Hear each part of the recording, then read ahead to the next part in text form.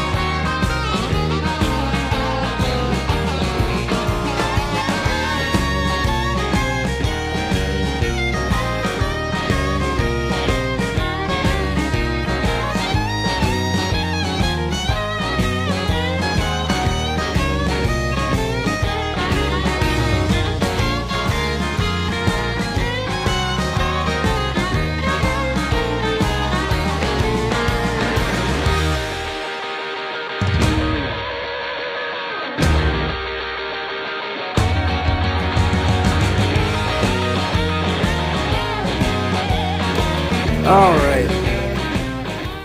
One of these quick updates here. The wires down here, which I thought were just corroded, which they were just twisted together. Coming back to this monstrosity here where, you know, trailer light, they cut out, glued it in place. And then they have, I don't know how it worked to begin with to even blow the light bulbs, but they have power and ground going into the same twisties here. Obviously got your plug for the trailer light. So hopefully the trailer light's still good because I don't want to have to glue another one in. I'll do it. I'm not scared, but I don't want to. And I think these are just blown bulbs, but I'm going to clean all of this up and make this monstrosity functional at least.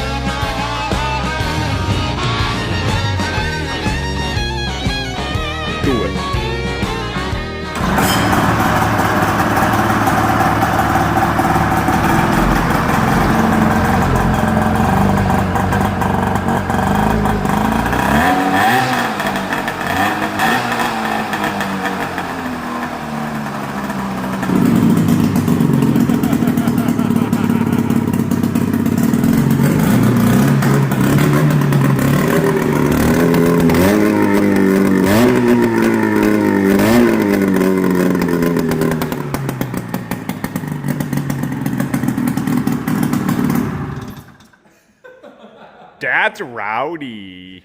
Yamaha pipe, no fit. No, it honestly was quieter than I expected it to be. It's a lot quieter than I remember it being. Alright, I don't remember exactly where I left off in recording terms for this, but now I have a plug for the wiring to the seat, and we just checked it and had to clean up all the corrosion on there and whatnot, but I got good ground, good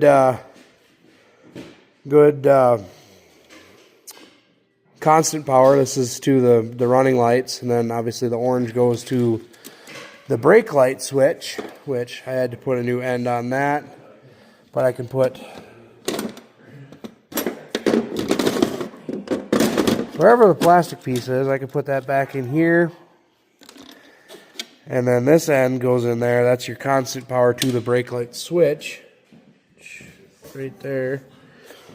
But this has got constant power on it as well, so that works. If I don't have brake lights, that switch has got to be bad then. But this plug is wired up, it all works. I can put it back in the loom, run it back under the tank, and at least I have that part of it done. Then I just have to fix that wiring with putting this side of the plug back on that harness. And then after I get that fixed, I can fix the actual taillight side of the wiring, because all of it was just twisted together.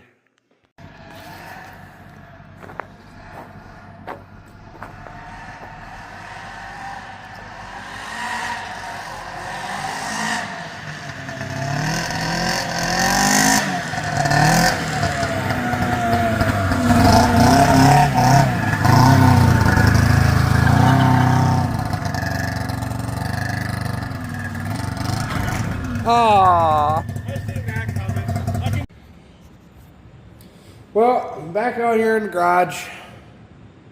It is Monday night. You know, numbers and stuff, days after Zach left with the XCR, what is it? RMK, that's what that's called. Sorry, long day. Still got his and Brandon's sled in here, waiting on some parts. We'll go with that. But anyways, I'm back on the Trail Shark here. And like I said, last left off with, finished up doing the soldering of the new plug on, cleaned up all the corrosion out of it, whatnot. Tested it, make sure this all works. Except for, you know, the power goes to the brake light for this. Like I said, goes through the switch, wherever that is in there. It dawned on me earlier today that this harder rubber shielding, whatever you want to call it, was unfortunately supposed to go on before I soldered the plug on, because that's what protects all this wiring under the fuel tank here. So now I get to cut this and slide it over the wires instead of cutting the wires, because I'm not going to cut and resolder those, because I still got plenty of soldering yet to do tonight. But that was supposed to get done beforehand. So I got that going for me.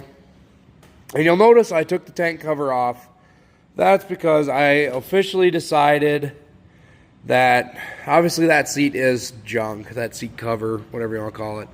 The material's hard, it just breaks.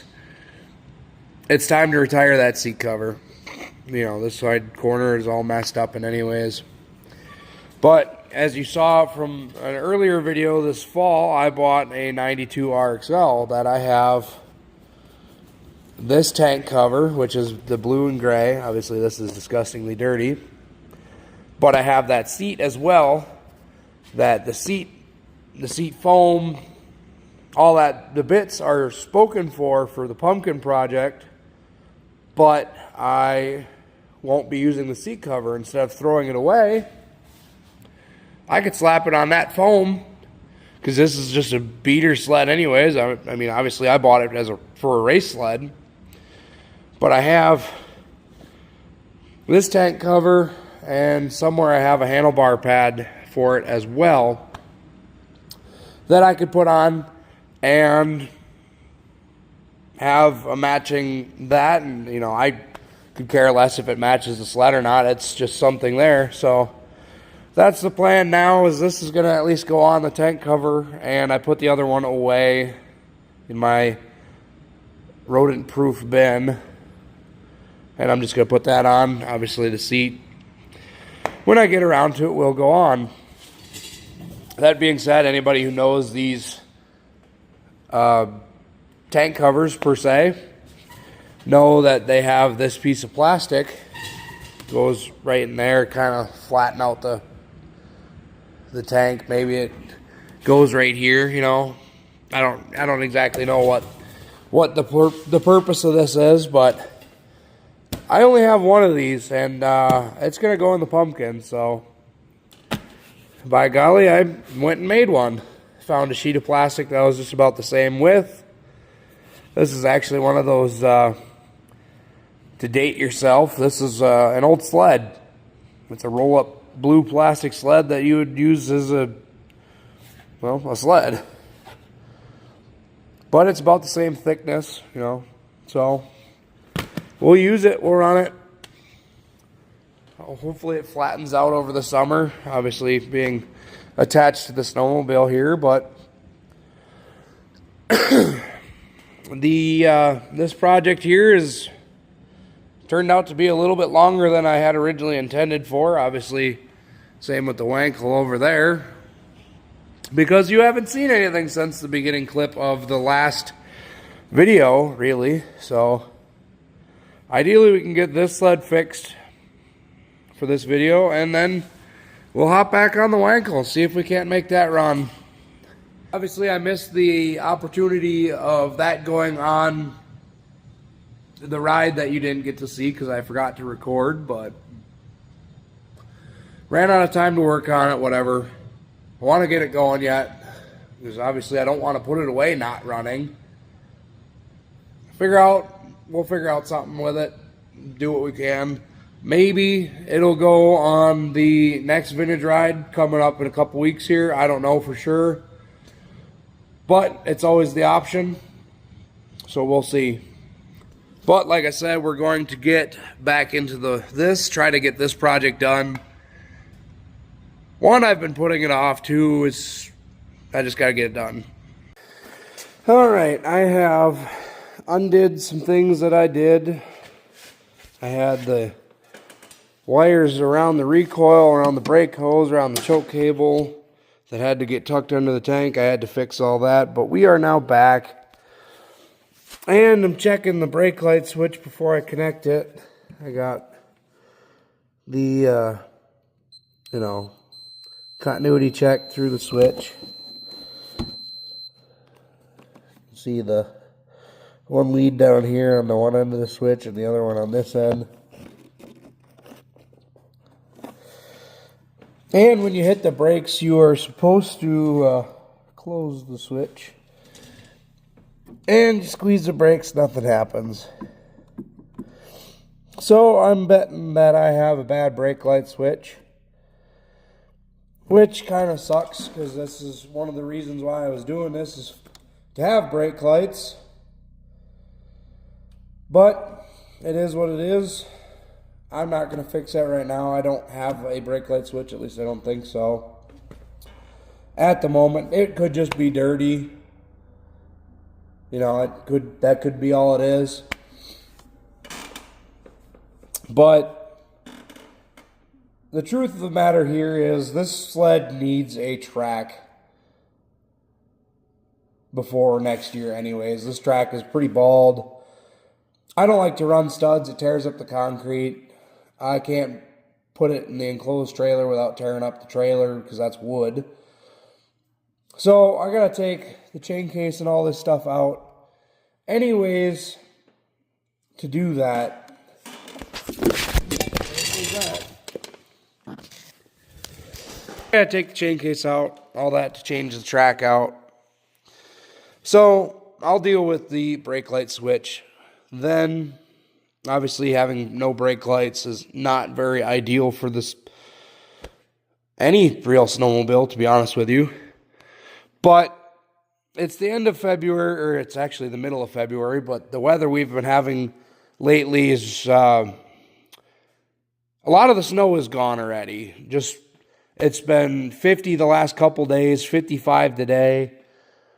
We got a little bit of snow coming. Obviously, if I have running lights, I have running lights. It is what it is at this point. But, like I said, I got the wiring ran. So, it is what it is. I will just have to deal with that later. And with another quick turnaround here, I have the prongs put back in the brake light switch plug, heavily dielectric greased, and plugged in to the plug, even though it doesn't work. And new tank cover on. Like I said, this is from that RXL that I had purchased this summer. The guy had the track sitting on it. I'm assuming this will come back out. If it doesn't, you know, this is used parts, you know. I'm using what I got. Eventually, it'll have a seat that matches this and the handlebar pad. Not that the handlebar pad is, you know, needed or necessary or whatnot, but I have it, might as well use it. I was actually just going to sell this stuff, but I've never intended on buying this sled, so I'm glad I'm at least putting it to good use. The tank cover I had wasn't on this sled when I bought it. It was just actually one I had and forgot that I had. So I just put it back in our stock and whatnot, and maybe I'll sell that one, maybe I'll keep it, I don't really know. Like I said, that seat cover is going away anyways, so all I got left now is to rewire the wiring that goes in the seat. Excuse me, I had a cold this last week, or whatever you want to call it. Kind of losing my voice, got a little bit of fuzz to it. But I'm going to clean off my workbench here now so I can throw the seat up here so I can start wiring in the old other end of this plug, and we'll go from there. Alright, one more quick little update before I throw you guys up on a time lapse and actually start working on this thing again. Got the wires that need the plug soldered to it now. Figured out which ones they are. This one's going to be the brake light. You know, the guy used 2 white wires here. So I just took a Sharpie and colored this one. So I know that this is going to be my orange brake light wire now. This is going to be my yellow wire, and obviously black is going to be ground. And so I don't get things confused on this side, now I know the white wire is the yellow wire, you know, vice versa. Except I spray painted this side because I won't be doing anything with this side. At least for tonight, probably, maybe. I don't know. We'll see how tonight goes. But we'll see which end keeps color longer and, say, like the spray paint chips and falls off. Because it is just Rust-Oleum. I will Sharpie it if the Sharpie also works. I don't know. Well, I don't know. It's just to help me. But we're going to start doing some soldering. Get this plug on here now so I have a plug so I can take my seat on and off nicely.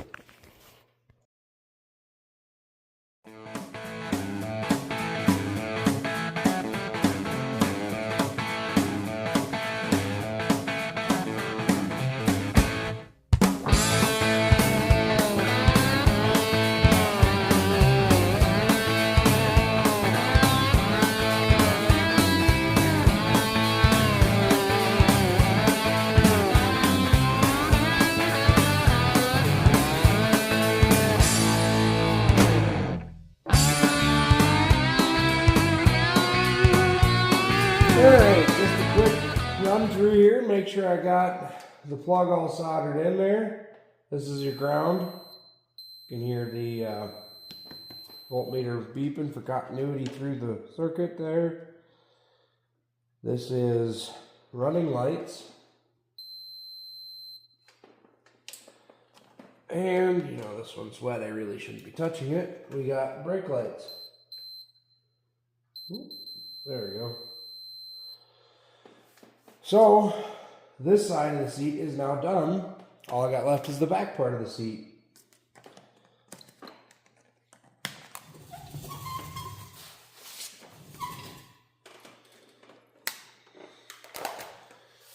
All right, one more little update, and I'm just going to burn through this quick. You guys get the idea. I'm just soldering wires here.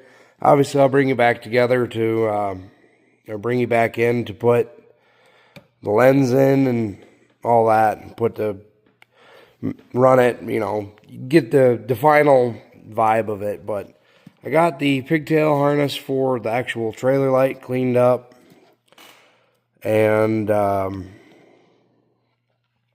the power to all the running lights, because, you know, the trailer light actually has a running light in it as well.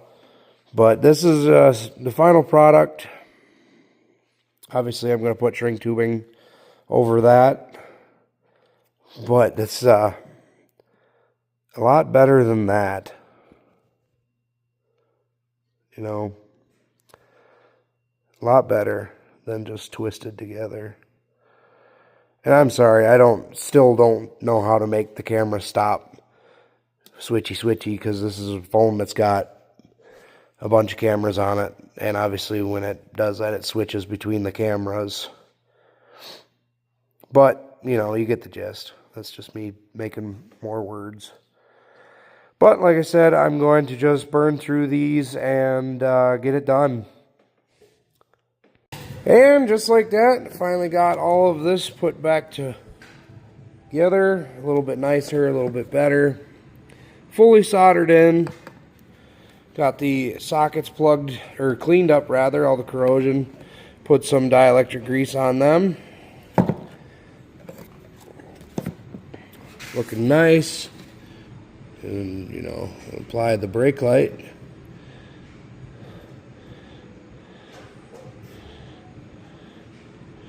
I'm just, you know, using the battery on the end there, but you get the idea. That can get plugged into there with some dielectric grease. And the seat can go back on, at least until I decide to take the seat back off again. A little bit of a test fire on the old Trail Shark here. Obviously we got high and low beams now. I fixed that before the little Hayward trip there. But now that I got it all put back together, we got running lights. You know, anybody who knows a Polaris, at least a wedge chassis Polaris, will know that there's not supposed to be the running light in the middle. Obviously, I have a trailer light now, and, well, trailer light has running light in it. So, obviously, that's going to be the brake light.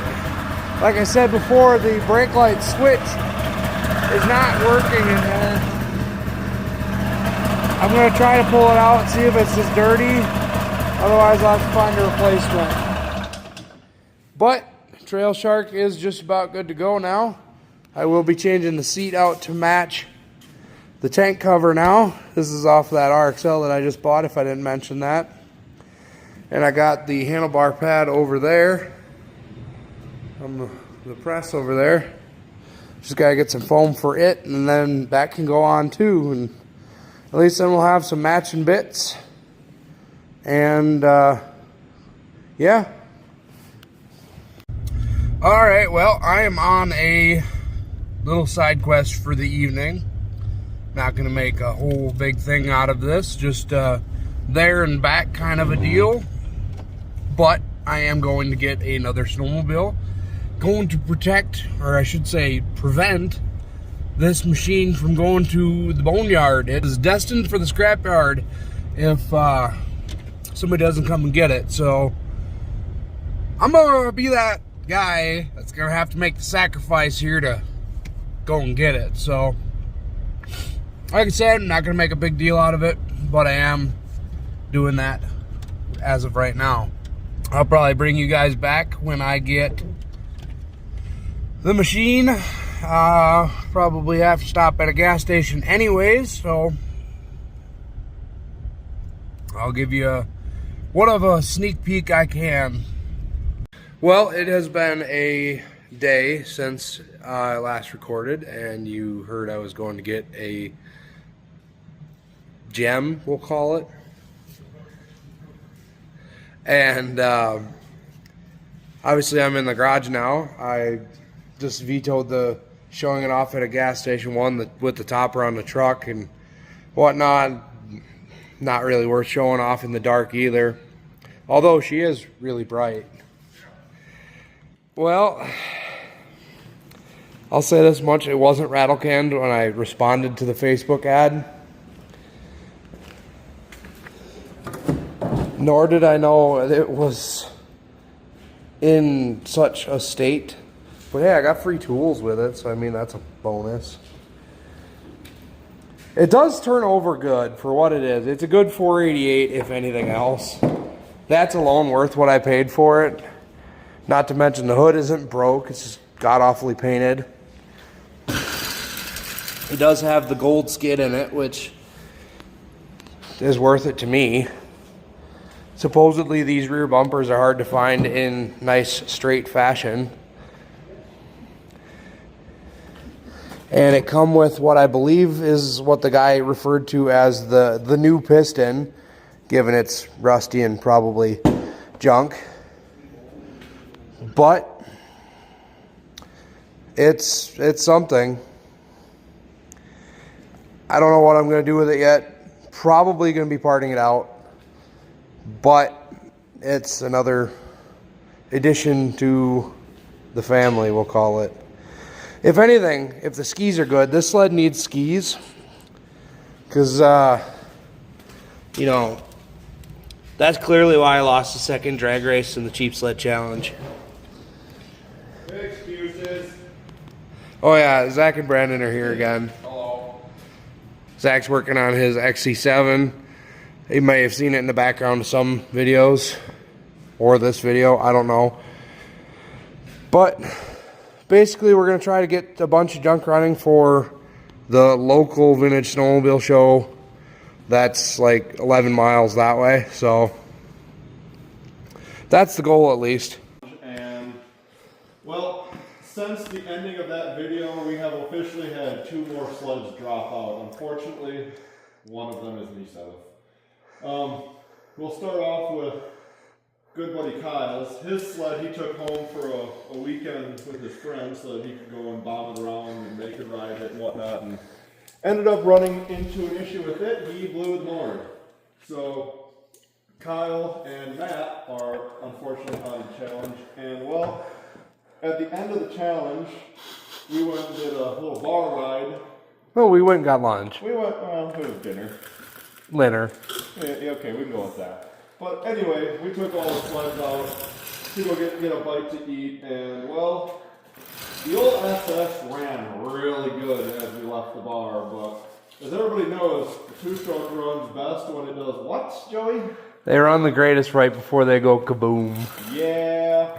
This sled's wanted to prove that as well. Yepers, but I let it sit for a couple weeks and I went and played with it and found out by electrocuting the crap out of myself, it had good spark in both cylinders. So we knew that wasn't the issue, so another week went by and I waited for the weather to warm up and well, did a compression test on her and well, clutch side cylinder had 70 PSI and I figured, oh, well there's the problem. Decided to put it on the other one and found out, well, it was actually a lot better, or a lot worse than the other side at 25 PSI. So, unfortunately, the SS is also donezoed for a challenge until we do a rebuild. So, that'll have to look forward to next year. But Brandon and Joey are the official winners. Joey, at least, was tied with Kyle for first place. Me and Brandon were tied for second or third place. I don't remember the actual results of where we were at there, but either way, Brandon is your second place winner of this year's Cheap Sled Challenge, and Mr. Joey is the first place winner. So Victory buff. And yes, Brandon's giving the old Trail Shark a victory buff now for the year. That thing actually does look really good on camera now. Oh, shit. I'll have you know, I did a compression check on this just because I was bored. It's a 488. 125 on either Yeah, side. it's a 488. Could you expect any less? No. Yeah. So, the players' fleet won the Cheap Sled Challenge. The wedges. Yeah, the wedges won, if anybody would have guessed. Wedges are always the winners. We will be back for next year to do another Cheap Sled Challenge, so definitely look forward to that. contender. Oh, yeah. Joey also started cleaning this one off and found out that the chrome paint job wipes right off of it pretty easily. So, with literally just spraying it down. Very nice. I thought you were going to do a smiley face. Oh, I can do that. Give me another one.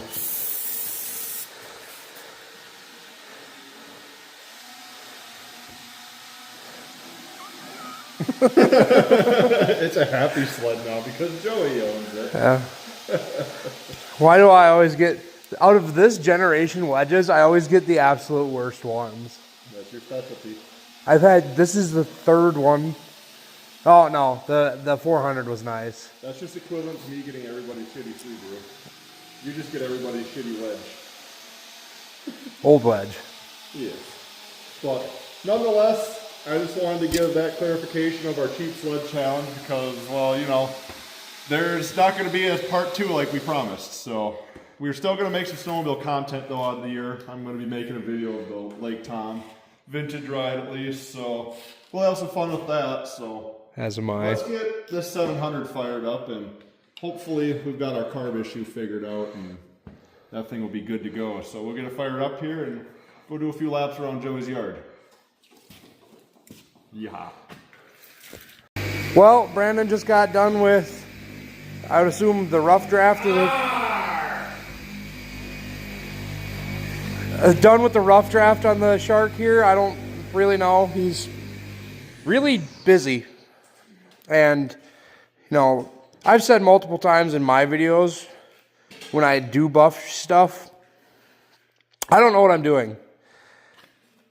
He's a liar. And that looks awesome. So Brandon's doing the old man sled that he's taking to Lake Tom this weekend. My future snowmobile, I should point out. Since we've owned it, there's been a scratch in here in this general vicinity. Sorry. But we're hoping to get rid of that. I'm gonna try. Because this is the first person that actually knows what they're doing. Knows what they're doing. Oh, a lot better than me, because I've done that once already. Well, I'm gonna try. But, got this going on over here. I think I'm actually going to attack the Wankel, see what I can do about making that run, maybe. And it's not necessary for the weekend, but I might rob the brake light switch out of this pile of snowmobile to put in the Trail Shark to see if I actually have a working brake light. But we'll bring you in on that because I was going to buff that in my video, but Brandon buffed it. All right. Thank you, Brandon. Welcome. You're hired.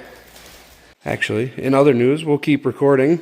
Brandon has made Centurion look nicer, ignore the nose, nicer than we've ever had it. It's always had a little bit of a scratch here. You can kind of see how the gel coat's still indented, but the scratch itself is actually gone, as is a little one I did over here years ago. I think the old man will be pleased with your work, though. Good. Hopefully you liked it. I tried. Yeah, this was a Joey boo-boo a couple years ago. We don't talk about that, though. Oopsie. There. Looks great. Yeah, there we go. Looks great. Well, we have some updates. Not on the Wankel. But Brandon's got Zach 700 looking beautimous. Brandon's got the Trail Shark looking beautimous. Like, you can see through the windshield now. The trunk lid here on the Malibu. I haven't rubbed this yet.